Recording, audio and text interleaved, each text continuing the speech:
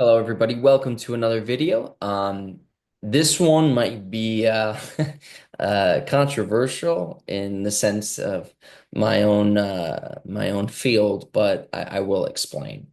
And one of the things that I keep asking myself, because again, I'm always asking myself questions. I'm always trying to see where I can grow and see where I can learn, see where I can maybe take any sort of past insinuations or past beliefs, thoughts, and see if I can correct them and or grow from them and learn from them. And one of those is the question is exercise a scam? And I'm being very specific with my words here, because when I say, I'm not saying is movement a scam, is training a scam. I'm specifically saying is exercise a scam. And if you see my other videos, what we have seen and experienced is a lot of people, um, using the word exercise and training interchangeably. And when we looked at it and we talked about it, what separates the two? Why are they different?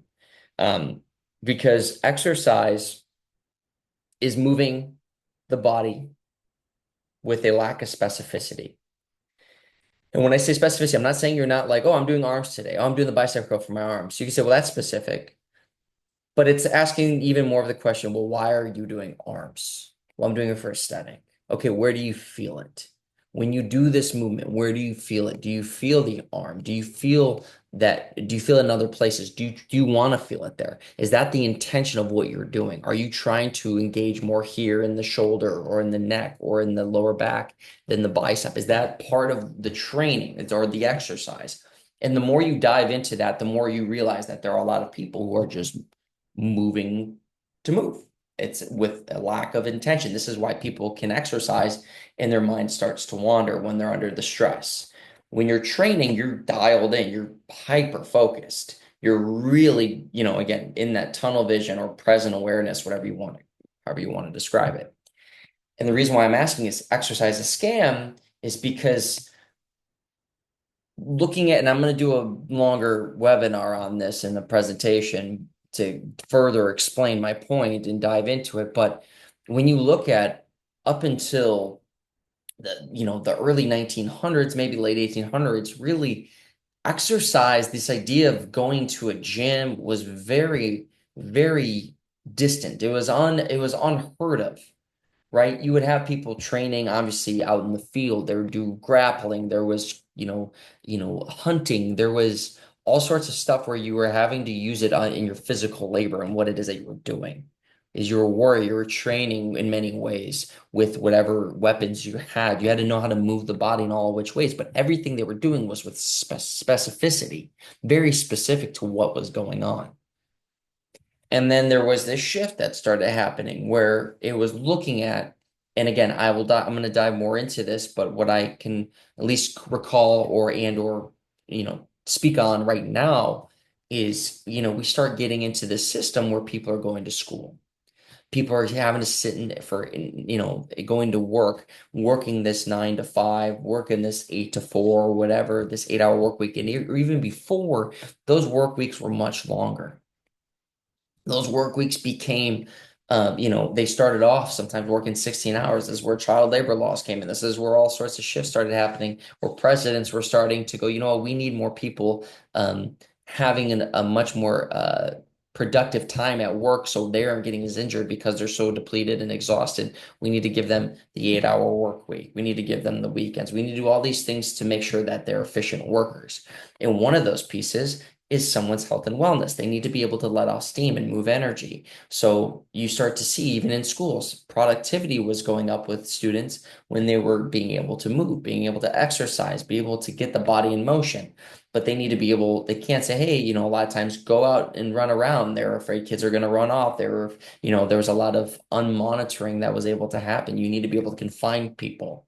You need to be able to see everybody, make sure everyone's coming back, right? There's that piece of it. So what starts to happen is they have to create equipment. They have to create things to help, mimic what is in nature in many ways, but in a setting that is confined to what they're doing. So they're taking from the military. They're looking at how they're training people and going, how can we make this kid friendly? How can we make this appropriate, for everyone that is not in these other situations, not living out in the wild, not an agrarian type society where people are constantly, growing their own food, having to cut down trees. So it's like, okay, we need to find things that they can do within our system, right? And I'm not saying this is like malicious, like, ugh, it's just trying to adapt to meet what is needed.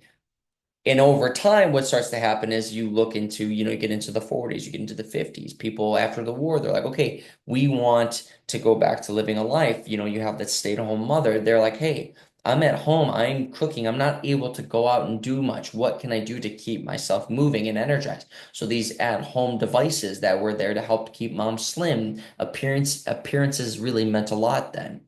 Now you start to see these devices getting made to keep women trim, but also maintaining their role. Same thing with men. Men, are going to the gym. Gyms are starting to become a thing. They're really starting to build in the sense of becoming the modern or the norm rather in our society, where it's going, less people are going out in nature, less people are doing the farming or the hunting, and it's now becoming more of, hey, I'm working my 9 to 5, but I want to look good while I do it, or I'm stay-at-home mom, I want to look good while I do it. So my appearances and my obviously health, hopefully for some people, stay up. And then that slowly starts to shift into these big corporations, these big companies who build these devices of going, how can we capitalize on this, right? So you start to see the blow up happening in the late 60s and then, 70s where bodybuilding starting to become a big thing, where it's going, in my opinion, what is happening is going, wow, that became a launching off point for people going to gyms, is going, look what happens when I go to a gym. I can look like that. And it's no coincidence, obviously, in the 40s and even before then, but really in the 40s, allegedly the Germans were all on these steroids, so they're looking massive, they're looking big, and it's this very intimidating look when you're on these basically these superhuman drugs where you're making somebody and making yourself do things that are defying what is considered possible because of this huge superhuman strength that is being provided. So now you start to see that gets more into the mainstream, not just the military. It was tested in the military, it gets into the mainstream. And what does all this have to do with exercise? Is it's going, we're selling our equipment. You can't get into shape without us. You need our stuff. If you want to be better, you need to exercise with our equipment. You need our tools, our devices. Our input needs to be in your home in order for you to see and feel change. We provide the exercises so you don't have to do the thinking. You just need to adjust this, do that, and look, now you can do the exercises. Now you can just move without the intention. We'll do the thinking for you. All you need to do is put that in there, move this to this position, and pull or push or do this. And I know this is the case because I see a lot of people come to me over all my years and working in gyms of going, I just kind of follow what's on the machines, or I'm not really sure what I'm doing. I think I'm doing something. I'm just not really sure. Or I'm watching these videos and I think this is what I'm doing. I'm not really sure, and this is part of where I go, well, is this exercise really benefiting us? And this is why a lot of times when we do training and I look at training as going, are we really, are we promoting the right thing? And a lot of times with training, why it's not glamorous like exercise is you have to be going inward. You can't just move a thing and then go, all right, now the rest is taken care of. I just got to go through this and do this many reps and I'll be fine. And this is why so many people get turned off to going to gyms or moving because they're like, this sucks. And I don't blame them. I'm being honest. And this is why, again, I might be knocking my own industry, but the reality is I'm not married to an industry. I'm not married to anything. What I care more about than anything else is looking at how can I facilitate my own healing journey? How can I be a better version of my thoughts and feelings and emotions and not being so, you know, charged by anything? So I have to constantly keep asking myself questions and how I can grow. And sometimes I might go, "Oh, I really like that idea, but it doesn't work, or it doesn't fit, or it has to be questioned." And that's how I grow. And so so I'm not married to anything. I can say I think it's all a scam, or I don't like any of it, and doing my best to explain my reasons. So right now, the one I have is exercise a scam? And I personally feel very much in the field of I'm leaning towards it is. Not because it was intentionally, but it is a business, it is a company. And people say, well, you're selling something. I want to be able to make a living doing this. Absolutely. I want to be able to provide as much of a service, but I'm also willing to be on the branch, that olive branch of going, I want you to not need me anymore. And many of my clients have heard me say this, as much as, yeah, I love working with you, I'd love for it to last, but I think it's more beneficial to you if you have the knowledge where you don't need me. Not that you can't still work with me. It's just going, you. You have understood everything you needed to and continue to work on that. So you understand that you're training with intention. You know your body better than anybody else, and you can feel it. You can be with it. You can be, in that present awareness. That's training. And the amount of times I work with people that have stayed with it and go, I want to train. I don't want to exercise. I want to train. They can start to see and experience changes beyond anything they ever thought was possible because they're going, holy crap, I didn't know I can feel this. Did you even think to feel it? No, I didn't know that was there. And it's not anything special that I'm doing in the sense of like I have a magic pill. It's just like, no, you are now training because you're bringing so much intention, so much purpose, so much focus and clarity into what you're trying to do. If I'm moving and I'm doing a bicep curl and I don't feel my biceps until like way later, well, what was I feeling for the first 8, 10, whatever reps? Where was my attention? And if we don't have that answer, or it's not where we want it, then the question is are we really training? Are we exercising? Are we moving the body to create the illusion, the choreography of something that is supposedly going to be the thing that's going to change this part of our muscle or work this? And so this is where I want hopefully people to see I'm not bashing anything. I'm not bashing anyone. I'm not even bashing the companies. They're a company. This is what they do. They really want, I'm going to assume a lot of people who work there want to provide a service that's going to help a lot of people. And a lot of people love those services. So I'm not even mad. This isn't even coming from hate.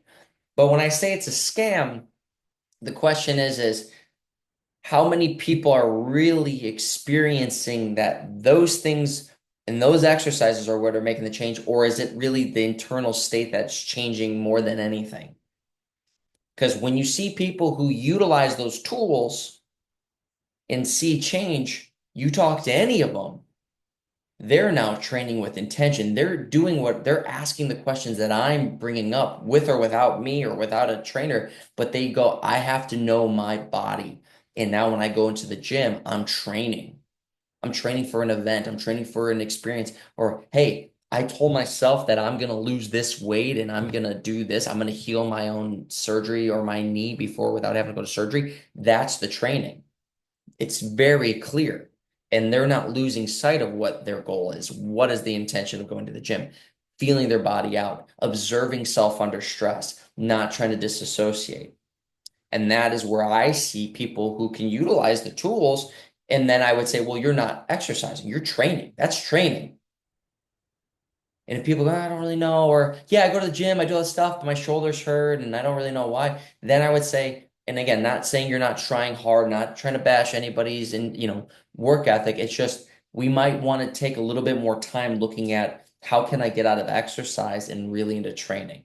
And this is what I provide with people and work with people is going, how can we specify that? How can we get into the nitty gritty and get away from it so we're not stuck in this idea of exercise isn't for me, moving, working out isn't for me. Because once people start getting into that, this is where I see this downward spiral for a lot of people that's really hard to break.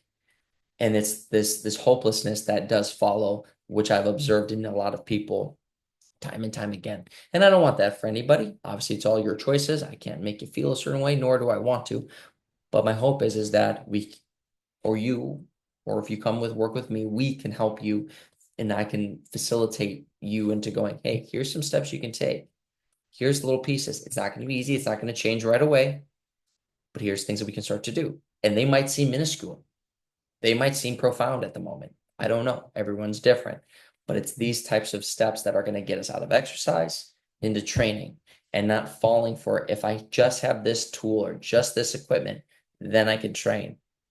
Because this is why I work so hard and try so hard to teach people. Say you don't have a gym, say you don't want to go to a gym, say you don't want to buy equipment, say you don't want to spend that money. How can you still make changes and still move? Well, now you're talking training. You're going to get into the training. So this is where I want us to be. So that way, when you do use those tools, or if you decide hey, I want to buy them, you are equipped with the foundation and the training, that training foundation to then use those tools as tools for your training, not as, oh, I'm exercising with these things. No, no, no, no. Let's try to get away from that.